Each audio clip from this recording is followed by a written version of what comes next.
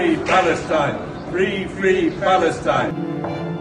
Israeli কারাগার থেকে মুক্তি পেয়েছেন বাংলাদেশি আলোকচিত্রী ও মানবাধিকার কর্মী শহীদুল আলম। শুক্রবার তুর্কিশ এয়ারলাইন্সের একটি ফ্লাইটে শহীদুল আলম ইসরায়েল থেকে তুরস্কের ইস্তানবুলে ফিরে আসেন। বাংলাদেশের ইস্তানবুলস্থ কনসাল জেনারেল মোহাম্মদ মিজানুর রহমান বিমানবন্দরে তার আগমনকালে শহীদুল আলমকে অভ্যর্থনা জানান।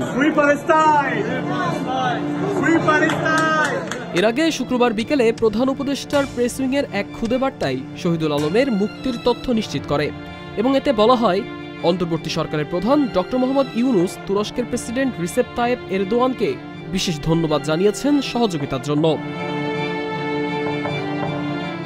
এদিকে শুক্রবার সকালে প্রধান উপদেষ্টার ভেরিফাইড ফেসবুক পেজে জানানো হয়, ইসরায়েলের কারাগারে আটক আলোকচিত্রী শহীদুল আলমকে তুরস্কের সহায়তায় মুক্ত করার চেষ্টা চলছে। পোস্টে বলা হয়, তুরস্কের কর্তৃপক্ষ আশা প্রকাশ করেছে শহীদুল আলমকে বিশেষ বিমানযোগে আঙ্কারায় নিয়ে আসা হবে, যদিও তুর্কি কর্তৃপক্ষ শতভাগ নিশ্চয়তা দিতে পারেনি। আঙ্কারায় নিযুক্ত বাংলাদেশের রাষ্ট্রদূত আমানুল হক বৃহস্পতিবার রাতে এই তথ্য জানিয়েছেন।